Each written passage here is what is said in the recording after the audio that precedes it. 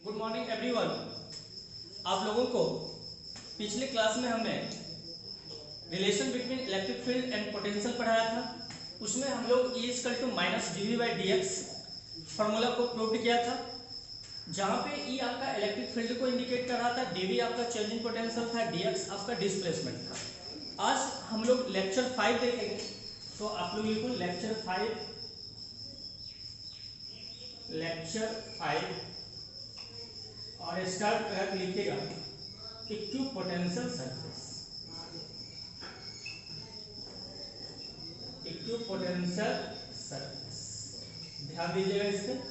अब देखिए तो ये टॉपिक और लेक्चर 4 में जो आपको बताए थे relation between electric field and potential, दोनों टॉपिक काफी जो है मिलता जुलता है और आपको इसी पे जो है एसटी वर्मा का नोमेरिकल, नीट का नोमेरिकल आज मैं आपको सॉल्व करवाऊंगा, इसलिए आप ध्यान से देखोगे।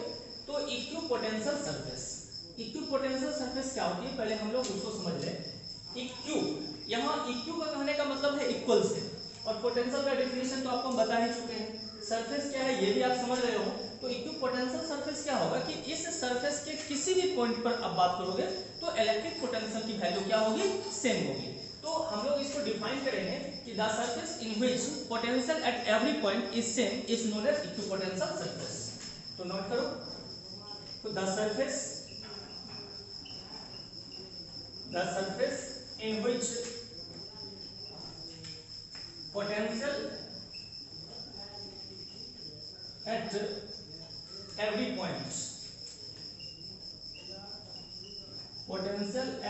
point is same is known as equipotential surface. Equipotential surface. The surface in which potential at every point is same is known as equipotential surface.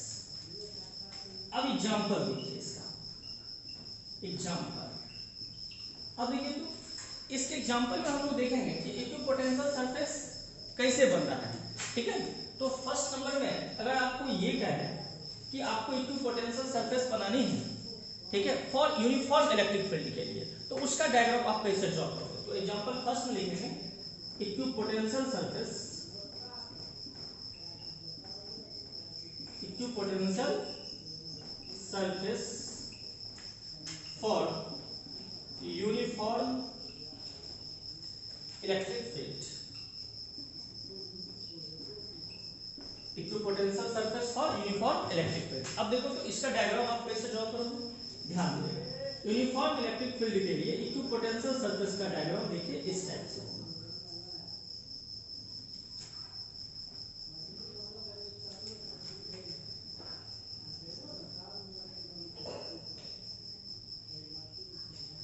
ये देखो,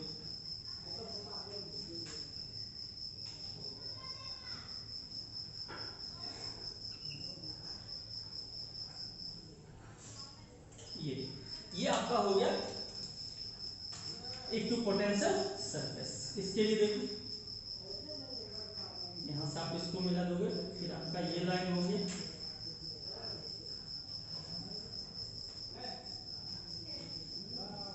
ये आपका इलेक्ट्रिक फील्ड लाइन हो गया।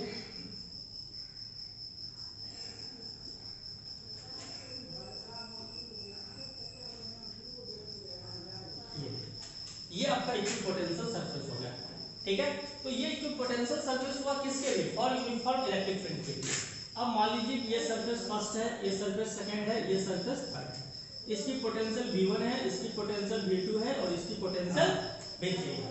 अब आपको इसमें ध्यान क्या देनी है, तो आप देखोगे तो ये जैसे पोटेंशियल V1 है, तो इस सरफेस के किसी भी पॉइंट पर हम जाएंगे, यहाँ जाए, यहाँ आए, यहाँ पे कहीं भी आएंगे, तो पोटेंशियल की वैल्यू V1 होगा। अगर इस सरफेस की बात करेंगे तो इस सरफेस के किसी भी पॉइंट पर आएंगे तो पोटेंशियल क्या होगा, V2 होगा। इस सरफेस की बात करेंगे तो इसके किसी भी पॉइंट पर पोटेंशियल क्या होगा, V3 होगा। एक चीज। दूसरी चीज आप देख रहे हो कि आपका इलेक्ट्रिक फील्ड का डायरेक्शन जो है वो आपका लेफ्ट से की है राइट की है, और हम लोग जान रहे हैं कि इलेक्ट्रिक फील्ड जो है अगर लेफ्ट से राइट है, इसका मतलब है कि आपका ये जो हायर पोटेंशियल है और इधर आपका क्या होगा, लोअर पोटेंशियल होगा। यानी अगर हम इसको 10 वोल्ट का मानेंगे तो इस साइड मेरा 10 से क्या होगा लेस दी वैल्यू होगा। अब उसके बाद आगे हम लोग को देखनी है, ये तो आपका equip potential surface for uniform electric field हुआ। इसी टाइप से आप ड्रॉ कर सकते हो equip potential surface for an isolated point charge. तो आप देखो तो वो हम लोग कैसे ड्रॉ करेंगे। तो एग्जांपल सेकंड में आप लोग लिखिएगा, एग्जांपल सेकंड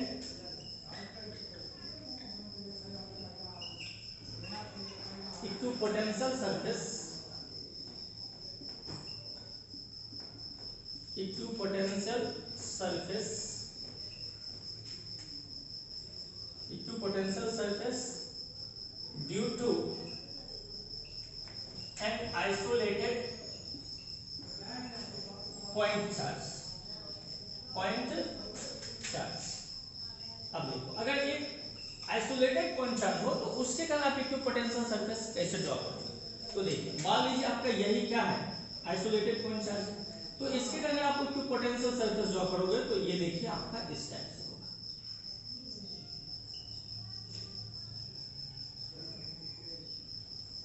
ये हो गया।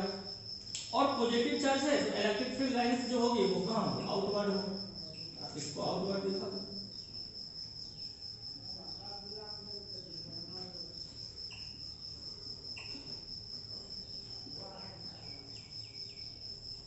ये आपको हो गया equipotential surface due to an isolated point charge.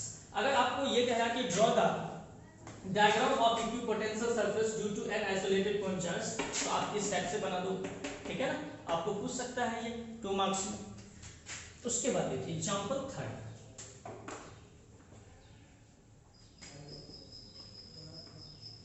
Example लिखिएगा थर्ड,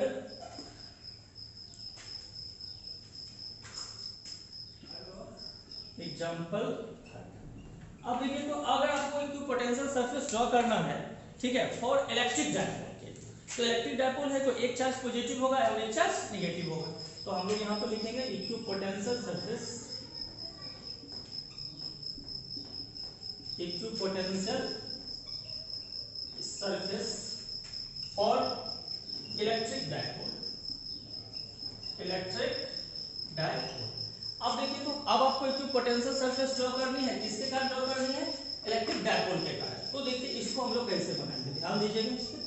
अब देखो तो इसमें हम लोग क्या करते हैं कि एक चार्ज मान लीजिए कि हम यहाँ प्लस ले लिए, ये पॉजिटिव चार्ज होता है, और आप जो है कुछ डिस्टेंस पे जो है स्मॉल डिस्टेंस पे यहाँ पे आप नेगेटिव चार्ज ले लो, ये आपका नेगेटिव चार्ज, ठीक है। तो ये आपका इलेक्ट्रिक डायपोल बनेगा। अब इसमें आपको इक्विप पोटेंशियल सरफेस ड्रॉ करनी है, तो इसका जब आप इक्विप पोटेंशियल सरफेस ड्रॉ करोगे तो वो कैसे ड्रॉ होगा। तो सबसे पहली बात तो आप ये सोच लो कि ये पॉजिटिव चार्ज है, इलेक्ट्रिक फील्ड लाइंस का डायरेक्शन क्या होगा, आउटवर्ड होगा, इससे ये क्या होगा, इनवर्ड होगा, है ना। उसके बाद देखिए ये आउटवर्ड हो गया,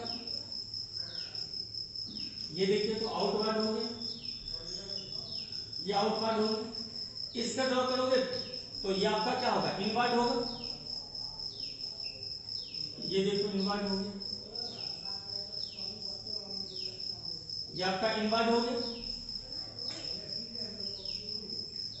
यहां से इसे ड्रॉ कर सकते हो। अब देखिए तो अब इसका हमको इक्विप पोटेंशियल सरफेस ड्रॉ करना है। इसका इक्विप पोटेंशियल सरफेस कैसे ड्रॉ करेंगे, तो ये आपका हो जाएगा इक्विप पोटेंशियल, ये हो गया। यहां से आप ऐसे ड्रॉ करो, ये आपका इक्विप पोटेंशियल सरफेस होगा। आप और भी ड्रॉ कर सकते हो,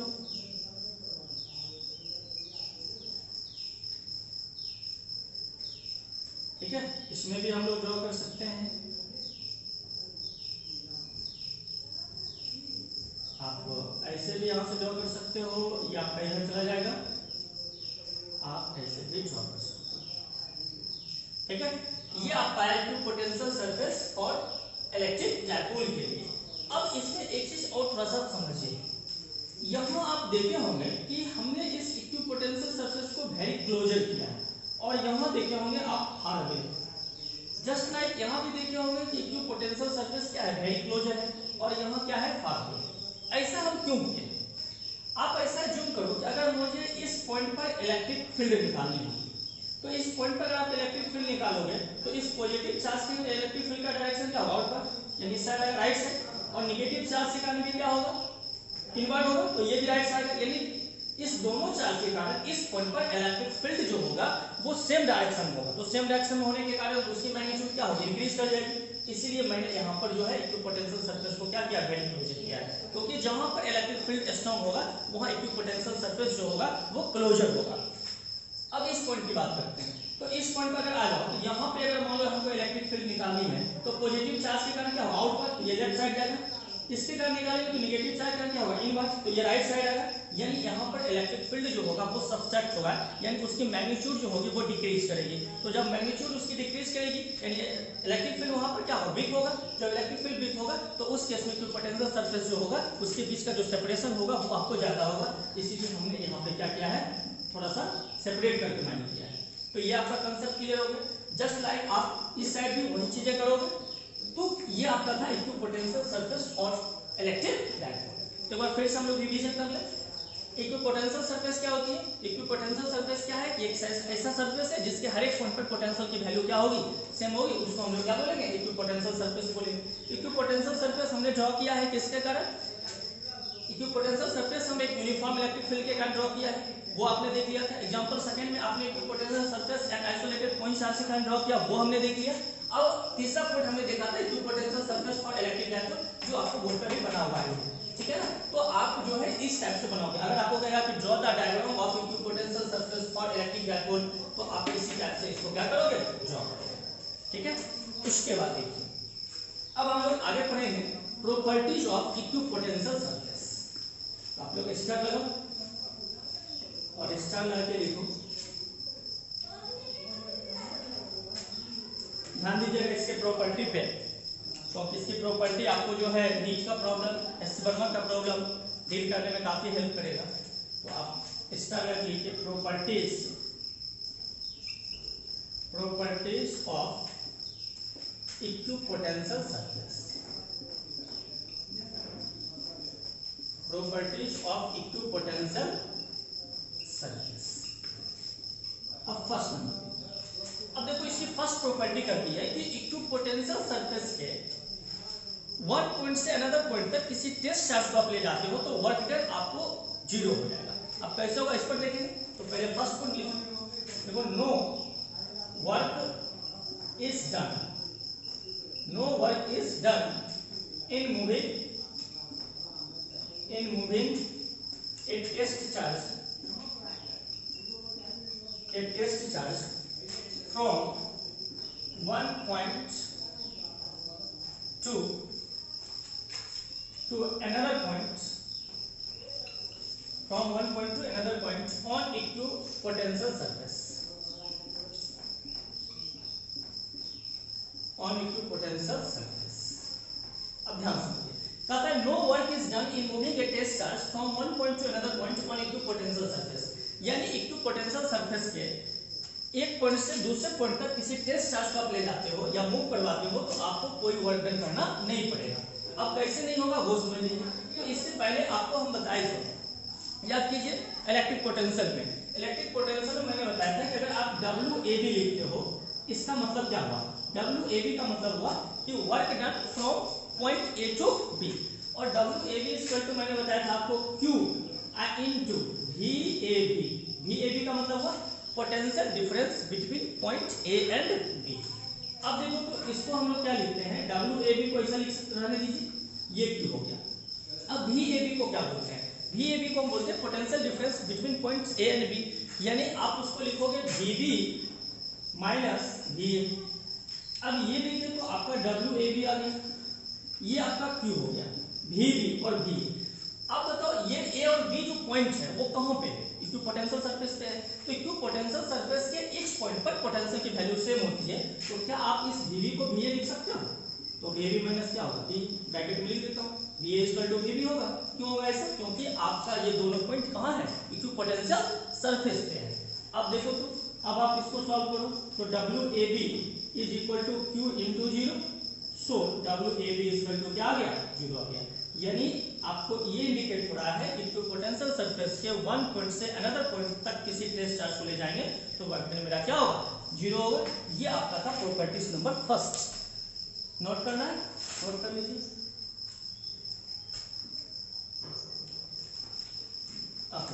अब हम लोग लिखेंगे प्रॉपर्टी सेकेंड। तो सेकेंड नंबर देखो,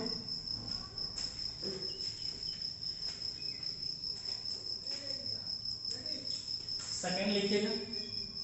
अब देखो सेकेंड क्या होती है, ये भी बहुत वेरी इंपॉर्टेंट है कि इलेक्ट्रिक फील्ड जो होती है वो इक्विपोटेंशियल सरफेस के परपेंडिकुलर होती है, यानी electric field is perpendicular to the equipotential surface. तो सेकेंड नंबर लिखिए, electric field is perpendicular, electric field is perpendicular to the equipotential surface, equipotential surface, electric field is perpendicular to the equipotential surface. अब देखो इसको भी हम prove करेंगे कैसे। तो अभी आप क्या देखे थे कि इक्विपोटेंशियल सरफेस पे WAB इक्वल टू क्या होगा, 0 या W इक्वल टू 0। अब इसको देखें तो हम क्या लिख सकते हैं, इसको हम W equal to minus E into DX लिख सकते हैं, या minus vector E dot vector DX लिख सकते हैं, ऐसा भी लिख सकते हैं। तो minus vector E dot vector DX लिखो या DL लिखो, ये भी लिख सकते हो। तो वेक्टर DX मैंने लिख दिया इज इक्वल टू 0।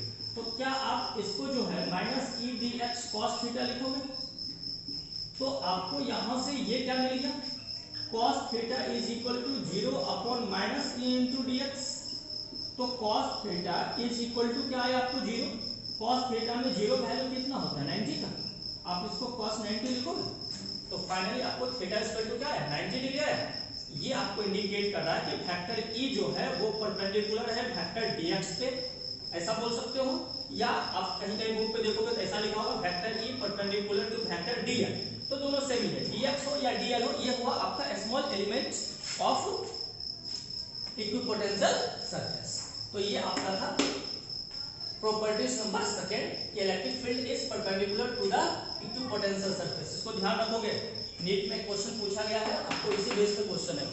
तो electric field is perpendicular to the equipotential surface, vector is perpendicular to vector DX, या फिर vector E perpendicular to vector DL, where DX और DL is a small element of equipotential surface। ये second हो गया। Third देखिए,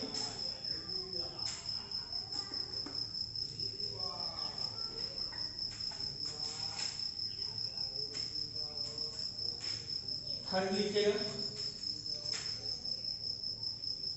third आपका है कि two equipotential surface can not intersect each other, ठीक है, जिन दो इक्विपोटेंशियल सरफेस जो है एक दूसरे को इंटरसेक्ट नहीं करती है। तो थर्ड लिखिए, two equipotential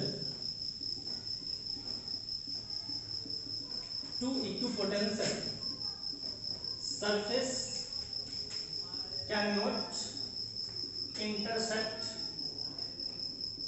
can not intersect each other, ठीक है। Two equipotential surface can not intersect each other. अब देखो तो इस ये क्यों इंटरसेक्ट नहीं करती है कि अगर आप मान लो कि टू इक्विपोटेंशियल सरफेस किसी पॉइंट पर इंटरसेक्ट कर गया, तो जब किसी पॉइंट पे इंटरसेक्ट कर जाएगा तो उस पॉइंट पर जो है इलेक्ट्रिक पोटेंशियल का 2 वैल्यू हो जाएगा, यानी एक ही पॉइंट के कारण इलेक्ट्रिक पोटेंशियल का कितने वैल्यू हो जाएगा, 2 वैल्यू हो जाएगा, जो कि पॉसिबल ही नहीं है। इसीलिए आपका जो है टू इक्विपोटेंशियल सरफेस जो होती है वो इंटरसेक्ट नहीं करती है। उसके बाद देखिएगा फोर्थ नंबर, ये भी बहुत अच्छा है आपका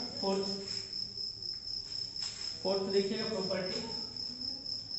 अब देखिए, अब इक्विपोटेंशियल सरफेस जो होता है वो किसी भी रीजन में स्ट्रॉन्ग या वीक इलेक्ट्रिक फील्ड को रिप्रेजेंट करता है, ठीक है। तो हम लोग लिखेंगे फोर्थ नंबर में कि equipotential surface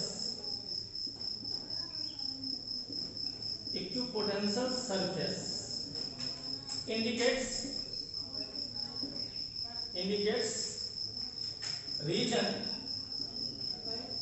equipotential surface indicates region of a strong or weak electric field,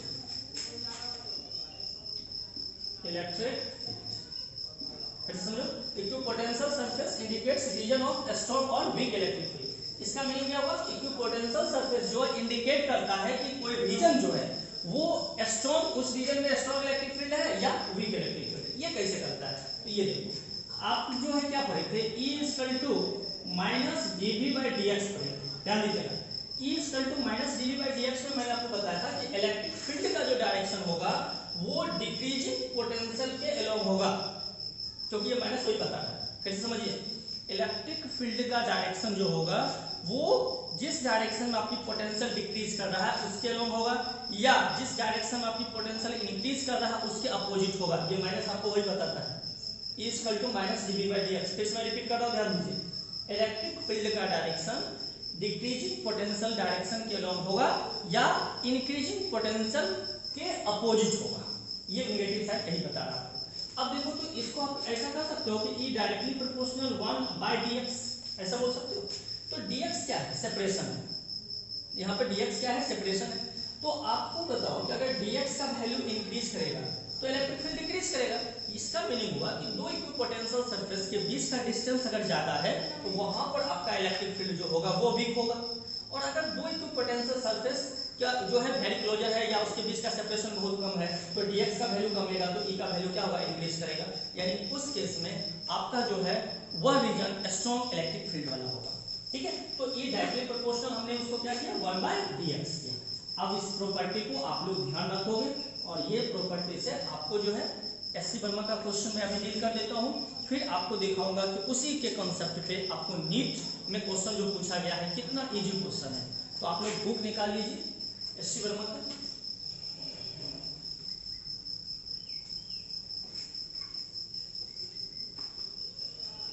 निकालिए बुक, निकालिए आप लोग।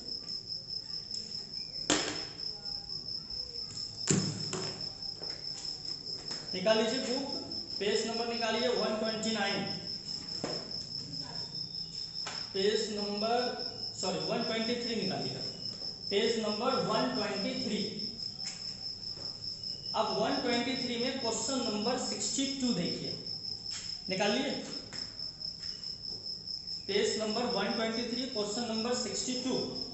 अब देखिए क्वेश्चन नंबर 62 क्या बोल रहा है, ठीक है। आप लैंग्वेज पढ़िए। अब देखिए इसमें कह रहा है कि some equipotential surface are shown in figure, what can you say about the magnitude and the direction of the electric field. फिर से क्वेश्चन ध्यान दीजिए, कहता है some equipotential surface are shown in figure. इस फिगर में आपको कुछ इक्विपोटेंशियल सरफेस जो है वो दिखाया गया है। कहता है what can you say about the magnitude and direction of the electric field. यानी इस फिगर में आपको बतानी है कि इलेक्ट्रिक फील्ड का मैग्नीट्यूड क्या होगा और उसकी डायरेक्शन क्या होगी, ठीक है। बहुत इंपॉर्टेंट क्वेश्चन है, इसी के बेस पे आप देखोगे कि आपको नीट में 2017 में क्वेश्चन पूछा गया है। अब एससी वर्मा का क्वेश्चन अगर आप डील करते हो तो फिर देखो नीट का क्वेश्चन कैसे उससे टैली करती है। तो 62 नंबर देखो, मैं फिगर बना रहा हूँ, ध्यान से समझिएगा। आपको फिगर में दिया हुआ है, ये देखिए आपको y एक्सिस है, ये आपका हो गया y, ये भी देखिए सेंटीमीटर में आपको दिया हुआ है। फिर आप इधर आ जाओ, यहाँ देखो आपका हो गया ये आपका ओरिजिन है, ये आपको है x, ठीक है, ये x है, और ये भी आपको किस में दिया हुआ है, सेंटीमीटर में दिया हुआ है। और आप देखो एक आपका इक्विपोटेंशियल सरफेस ये है जिसकी कितना है 10 वोल्ट, दूसरा इक्विपोटेंशियल सरफेस देखो ये है, ये 20 वोल्ट, तीसरा देखो ये है, ये 30 वोल्ट, ठीक है। उसके बाद देखिए और आपका फोर्थ ये हो गया, ये आपका 40 वोल्ट हो गया, ठीक है, ये x हो गया और ये सेंटीमीटर में हो गया। फिर आप देखोगे तो यहाँ से आपको यहाँ तक ये 10 सेंटीमीटर है, यहाँ तक, यहाँ से ओरिजिन से ये 20 है, ये आपको 30 है और ये आपको 40 है। बुक में आपको दिया हुआ है, ध्यान से देखिए। और ये एंगल आपको 30 डिग्री है, ये सारा एंगल आपको 30 डिग्री आपको दिया हुआ है, ये टोटल एंगल आपको 30 डिग्री दिया हुआ है। आप देखिए ध्यान समझिएगा, इसमें दो क्वेश्चन है, ये आपका फिगर जो है ए नंबर है, फिर उसके बाद हम डिटेल करेंगे, पहले इसको ध्यान देना। अब देखिए इसमें क्या कर रहा है, आपको इसमें कह रहा है इलेक्ट्रिक फील्ड का मैग्नीट्यूड क्या होगी, उसकी डायरेक्शन क्या होगी, है ना। इसको कैसे हम लोग निकालें। तो सबसे पहली बात तो आप ये बताओ कि ये 10 वोल्ट, 20 वोल्ट, 30 वोल्ट, 40 वोल्ट, ये आपको किस साइड जा रहा है, राइट साइड जा रहा है। यानी आप ये कह सकते हो कि मेरा पोटेंशियल इंक्रीज कर रहा है इस साइड आने पर। तो जब इंक्रीज कर रहा है तो इलेक्ट्रिक फील्ड का डायरेक्शन क्या होगा, उसके अपोजिट होगा। यानी इलेक्ट्रिक फील्ड का डायरेक्शन इधर आएगा। अगर ये इधर जा रहा है तो इलेक्ट्रिक फील्ड का डायरेक्शन क्या होगा, इधर आएगा, है ना। एक बात। दूसरी चीज आप देखते हो तो ये एक्स है।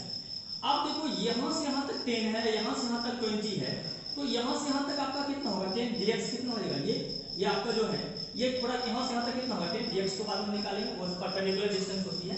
तो ये आपको यहाँ से यहाँ तक कितना आ जाएगा 10 आ जाएगा। यानी आप इस फिगर को देखो कैसे ड्रॉ करोगे। फिर से मैं फिगर ड्रॉ करता हूँ। ये देखो ये आपका इक्विपोटेंशियल सरफेस हो गया और एक आपका ये इक्विपोटेंशियल सरफेस हो गया। ध्यान दीजिएगा ये आपका एक्स एक्सिस हो गया, ठीक है। ये एंगल कितना डिग्री है 30 डिग्री है। अब देखो यहाँ से सबसे पहली बात तो हम ये जान रहे हैं कि E और dx क्या है, परपेंडिकुलर है। तो आप यहाँ से इस पर एक परपेंडिकुलर लाइन डाल दो, ये परपेंडिकुलर नेमिंग करना तो कर दो। ये O है, मान लेते हैं हम यहाँ A और इसको हम मान लेते हैं B। ये आपका हो गया। ये आपका किसका वर्क करेगा, dx का वर्क करेगा। दूसरी चीज है आप ये जान लो कि आपका पोटेंशियल इंक्रीज कर रहा है इस साइड में, तो इलेक्ट्रिक फील्ड का डायरेक्शन उसके अपोजिट होगा। तो हम इलेक्ट्रिक फील्ड को ऐसा बना देते हैं, ये मेरा इलेक्ट्रिक फील्ड हो गया, ये इलेक्ट्रिक फील्ड हो गया, ठीक है। अब यहाँ के बाद हम ये dx निकालते हैं। तो कौन सा ट्रायंगल लेंगे, अगर हम ट्रायंगल लेते हैं, आप देखो यहाँ से यहाँ तक आपको कितना सेंटीमीटर है 10 सेंटीमीटर है। तो ट्रायंगल OAB ले लेते हैं। तो इन ट्रायंगल OAB की बात करें तो ट्रायंगल OAB में आपको ये निकालना है, ट्रायंगल के सामने वाला साइड क्या होगा परपेंडिकुलर, तो साइन निकालेगा पड़ेगा। तो sine 30 degree is equal to आपका या AB बाय आपका क्या आएगा OA। तो साइन 30 का वैल्यू कितनी होती है 1/2। AB आपको तो dx है और OA आपका कितना है 10 है। तो आपको क्या लग रहा है, ये आपको लग रहा है dx इज इक्वल टू आपको हो जाएगा 10/2। तो सो dx इज इक्वल टू आपको कितना सेंटीमीटर आएगा 5 सेंटीमीटर आएगा, ठीक है। ये dx हमको निकल गया। और उसके बाद dv मुझको पता है, dv कैसे निकालोगे, तो dv चेंज इन पोटेंशियल। देखो यहाँ 10 वोल्ट है, यहाँ 20 वोल्ट है, तो माइनस कर दोगे तो 20 माइनस 10 दैट मींस कितना 10 वोल्ट। अब आप फार्मूला जानते हो E इक्वल टू क्या माइनस dv/dx। तो माइनस को डायरेक्शन के लिए करते हो यूज ही कर लीजिए। तो हम E equal to only dv/dx लिखते हैं। तो dv के बदले आप कितना लिखोगे बताओ 10 लिखोगे और dx के बदले क्या लिखोगे 5 लिखोगे, ठीक है। ये सेंटीमीटर में है तो मीटर में बदलोगे तो 100 कहां चला जाएगा ऊपर, 5 से 2 बार कैंसिल। तो सो E इक्वल टू कितना होगा 200 वोल्ट पर मीटर। आप आंसर मिलेगा आंसर। देखिए क्वेश्चन नंबर 62 का देख लो 200 वोल्ट पर मीटर। अब देखिए तो अब डायरेक्शन मुझको निकालनी है। तो डायरेक्शन निकालनी है तो यही तो आपका डायरेक्शन, यही है ना डायरेक्शन। तो आप बताओ ये 30 आपका है ना, ये आपका क्या है 90 है, ये आपका 90 है। तो ये जैसे 30 है ये 90 है, ये भी आपका क्या होगा इलेक्ट्रिक फील्ड परपेंडिकुलर होता है, तो ये भी तो आपका 90 हो जाएगा। तो ये 30 ये 90, तो ये एंगल कितना होगा आपका 60 डिग्री होगा। और ये इलेक्ट्रिक फील्ड इस x एक्सिस से कितना बनाएगा, ये पूरा 120 बनाएगा। वही आप देखते हैं आंसर में आपको दिया होगा, ध्यान से देखिएगा। कहता है making an angle 120 degree with the x axis.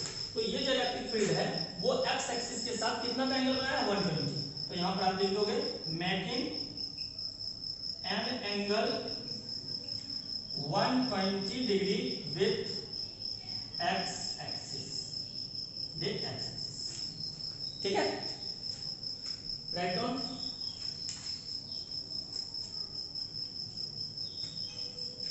एक बार फिर से समझा दो इसको, फिर से देख लीजिए। ये आपका फिगर है, ठीक है। ये देखो 10 वोल्ट 20 वोल्ट 30 वोल्ट 40 वोल्ट।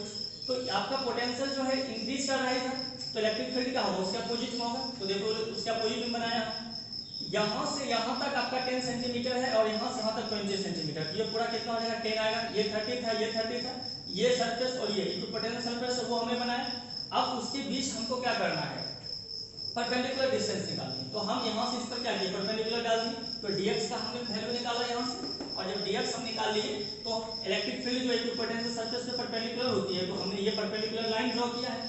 अब यहाँ के बाद देखो तो ये 30 ये 60 होगा, ये 90 तो पहले किया, ये 30 ये 90 ये 60 होगा, तो ये कितना होगा 120।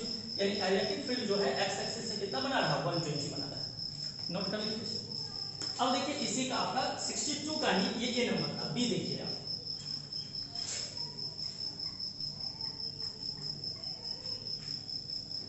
62 का बी नंबर देखिए।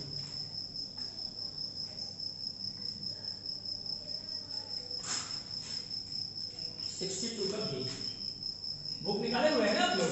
आप बुक निकाल करके एकदम लैंग्वेज को एक एक आप जो है उसमें जो भी लैंग्वेज है आप उसको अच्छी तरह से पढ़ो, तभी आपको समझ में आएगी। और नहीं तो मुझे तो क्वेश्चन याद है, हम तो सिर्फ बता देंगे आपको 62 नंबर में ऐसा है, आपको ऐसा कर लो, उससे नहीं हो जाएगा, आपको पढ़ना पड़ेगा, ठीक है ना। मुझे याद है, आपके लिए तो क्वेश्चन न्यू है ना, तो जब तक आप पढ़ोगे नहीं आपको समझ में नहीं आएगा। तो देखिए 62 का बी नंबर देखिए क्या कर रहा है। यहां से आपको क्या करनी है, 62 के बी नंबर में देखो आपको तीन आपको इक्विपोटेंशियल सरफेस बनाया हुआ है। एक देखिए आपको ऐसे बनाया हुआ है, बुक में देखिए इसकी रेडियस आपको 10 सेंटीमीटर आपको लिया हुआ है, ये 10 सेंटीमीटर है, और इसकी पोटेंशियल आप देखोगे 60 वोल्ट है, ये 60 वोल्ट है। फिर उसके बाद देखोगे ये आपको नेक्स्ट है इक्विपोटेंशियल सरफेस, ठीक है, और ये इक्विपोटेंशियल सरफेस में आप देखो यहाँ से तक कर लो, ये आपको हो गया, ये आपको देखोगे तो 30 वोल्ट है, ये 30 वोल्ट है, डिक्रीज कर रहा है, इसका मतलब इलेक्ट्रिक फील्ड इसी के लॉन्ग होगा। फिर नेक्स्ट देखोगे, नेक्स्ट आप ऐसा देखो, ऐसा दिया हुआ है, ये आपका 20 वोल्ट का है, और ये जो आपका रेडियस है इसकी रेडियस आपको 20 सेंटीमीटर दिया है, सेकेंड इक्विपोटेंशियल सरफेस, और थर्ड देखो तो आपका ये हो गया जो आपको 30 सेंटीमीटर दिया है ना। इसमें भी आपको दिखा दिया। अब आप ये सोचिए इसका तो डायरेक्शन तो आप आराम से निकाल दोगे। देखो तो ये पहला है 60 वोल्ट, दूसरा 30 वोल्ट, 20 वोल्ट, इसका मतलब पोटेंशियल मेरा इस डायरेक्शन डिक्रीज कर रहा है, तो उसी के डायरेक्शन में मेरा क्या होगा, इलेक्ट्रिक फील्ड हो जाए, एक चीज। दूसरी चीज है आप देखो तो इसमें मैं क्या कर सकता हूँ। अब आप यहाँ से सोचिए कि V इक्वल टू, मैं आपको क्या बताया था, V इक्वल टू बताया था 1/4πε0 Q/r, और 1/4πε0 को आप कैसे डिनोट कर सकते हो। तो यहाँ पे अगर मैं इस सरफेस की बात करूँ तो V equal to KQ by मैं क्या लिख सकता हूँ, आप लिख सकता हूँ V का वैल्यू यहाँ पर देखो कितना है, 60 है, ठीक है, ये KQ बाय क्या हो गया R, तो KQ इक्वल टू 60 R हो गया, Q तो सबके लिए सेम होगा ये। अब अगेन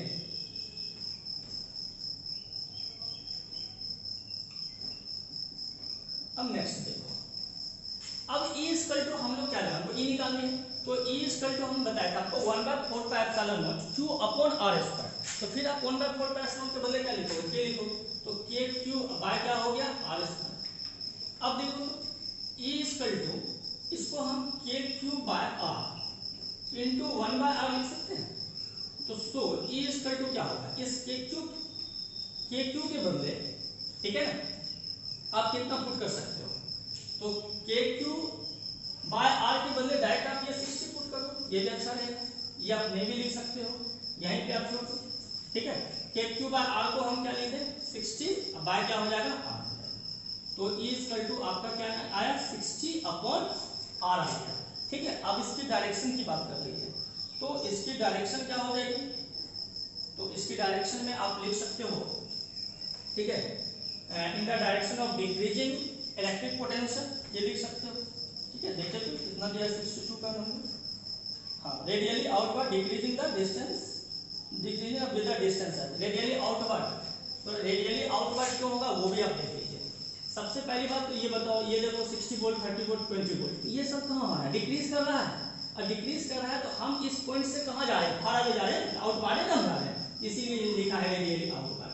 तो आप इसको जो है इलेक्ट्रिक फील्ड ऐसे बना दो, ये रेडियली आउटवर्ड, इसकी डायरेक्शन क्या होगी,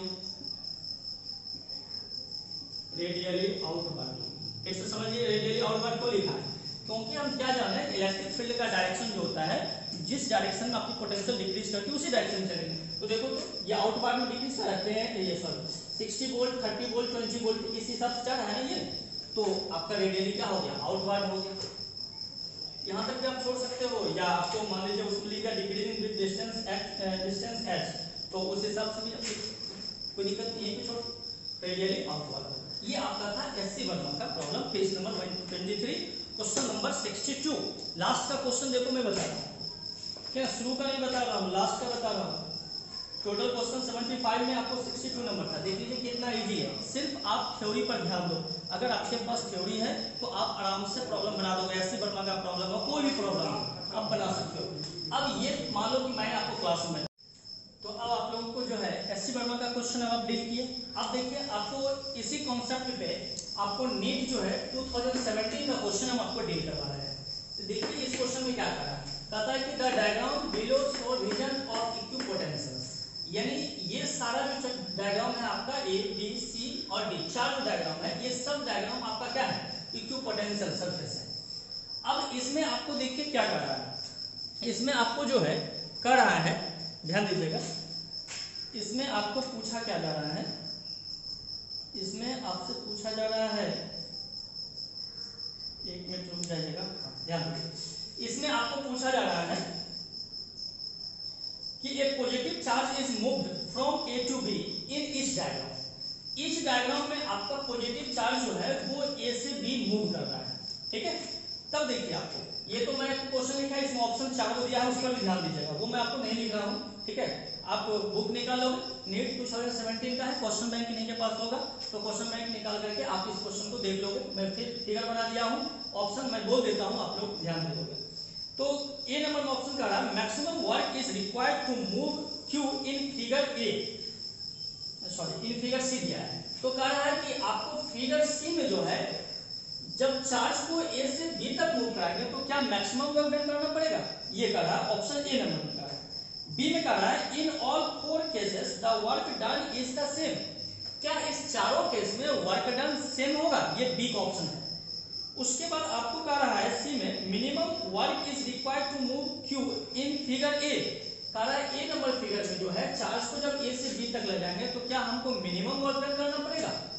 फिर डी में आपको कह रहा है कि maximum work is required to move Q in figure B, और बी नंबर में क्या आपको जो है चार्ज को ए से बी तक ले जाओगे तो मैक्सिमम वर्क डन करना पड़ेगा, ये आपसे पूछा जा रहा है। तो इस देखो इस फिगर को, ठीक है ना, अच्छी तरह सब समझ लो कि स्ट्रक्चर भले आपका अलग अलग है लेकिन सबका सब क्या है, इक्विपोटेंशियल सरफेस है, एक बात। दूसरी चीज आपको बताए थे हम कि इलेक्ट्रिक फोर्स जो होती है वो कंजर्वेटिव फोर्स होती है, और कंजर्वेटिव फोर्स के द्वारा जो वर्क डन होता है वो पाथ पे डिपेंड नहीं करता है, यानी पाथ कैसा भी है उससे कोई लेना देना नहीं है, एक चीज। दूसरी चीज है आप यहां से देखो, जब मुझे वर्क डन निकालनी है तो डब्ल्यू ए बी होगा, ए से बी तक मूव कर रहा है, तो क्यू और वी बी माइनस बी होगा ना, तो यह वी बी माइनस बी क्या होगा, चेंज इन पोटेंशियल। तो आप ये देखोगे तो आपको हर एक फिगर में चेंज इन पोटेंशियल सेम है। यहाँ पे देखो 40 में से 20 माइनस करो 20 होगा, यहाँ पे देखो 30 में से 10 करोगे कितना 20, इसमें देखो 40 में से 20 माइनस करोगे 20, 30 में से 10 माइनस करोगे 20, चेंज इन पोटेंशियल सब में देखो सेम आ रहा है, 30 में से 10 करोगे 20, 40 में से 20 करोगे 20, फिर 40 में से 20 करोगे कितना आएगा 20, 30 में से 10 करोगे कितना 20, यानी हर एक फिगर में आपको चेंज इन पोटेंशियल सेम है। तो बताओ ये सेम हो गया, और चार्ज को जो चार्ज मान लो इसमें मूव करा जा रहा है वही इसमें भी है, वही इसमें भी है, वही इसमें भी है, यानी क्यू भी सेम हो गया और आपका चेंज इन पोटेंशियल भी सेम हो गया। तो क्या बताओ हर एक फिगर में आपका जो वर्क डन होगा वो सेम आएगा कि नहीं आएगा, तो आपका ऑप्शन नंबर ये कितना हो जाएगा, ये आपका ऑप्शन हो जाएगा B number, in all four cases the work done is the same. तो आपका ऑप्शन कितना आएगा, बी आंसर आएगा, ठीक है। अब आप ध्यान दीजिएगा, अब मैं आपको क्या कहना चाह रहा हूं ये ध्यान दो। मैं आपको पिछले क्लास में बताया था E equal to minus D by D X. आज के क्लास में मैं आपको इक्विपोटेंशियल सरफेस और उसका प्रॉपर्टी बताया, ठीक है। इस दोनों थ्योरी का आप यूज करके देखे थे कि एससी वर्मा का क्वेश्चन आपको काफी इजी बन गया, जो कि मैंने आपको लास्ट से बताया था। एससी वर्मा का देखोगे तो आपको टोटल क्वेश्चन इस चैप्टर में 75 है, मैं आपको 62 पे ले गया, जबकि उसके शुरू के प्रॉब्लम जो है इजी होते हैं, लास्ट के प्रॉब्लम लोग बोलते हैं हार्ड होते हैं, लेकिन आप देखो तो 62 नंबर जो है काफी मैंने आपको इजी बना दिया इसको। क्यों, क्योंकि थ्योरी का कंसेप्ट आपके पास था। ये तो बात रही क्लास की। मान लीजिए कि आप जो है ये पढ़े और आप नीट के एग्जाम में बैठ गए, चाहे जीमेट के एग्जाम में आप बैठ गए, तो आप देखोगे कि वहां भी जो आपको क्वेश्चन आया था वो क्वेश्चन आपके काफी आपको इजी नजर आया होगा और आसानी से बन गया। मैं इतना बोल रहा हूँ तब टाइम लग रही है, आपको तो सीधा देखना था कि हाँ सब में चेंज इन पोटेंशियल से मैं आप डायरेक्ट भी नंबर आते हैं। बॉक्स को जो है क्लियर कर देते, आपका आंसर आसानी से आ जाता। तो आपको एक चीज ध्यान रखनी है कि थ्योरी का कंसेप्ट पहले क्लियर हो, उसके बाद कोई भी प्रॉब्लम है, एससी वर्मा का प्रॉब्लम है, चाहे आपका जीमेन हो, ये एडवांस हो, नीट का प्रॉब्लम हो, एआईपीएमटी का हो, ठीक है, या फिर एम्स का प्रॉब्लम हो, कोई भी प्रॉब्लम हो, किसी का भी अगर आप प्रिपेयर कर रहे हो तो आपको आसानी से बन जाएगा। इस चीज को माइंड में सेट रखो एक बार। दूसरी चीज आप ये ध्यान रखना, जब कोई भी प्रॉब्लम आपसे नहीं बन रहा हो तो आप यही समझना कि मेरा थ्योरी जो है ढीला हुआ है, ठीक है। अगर जब तक मेरा थ्योरी सही रहेगा तो प्रॉब्लम बनेगा, ठीक है। Thank you.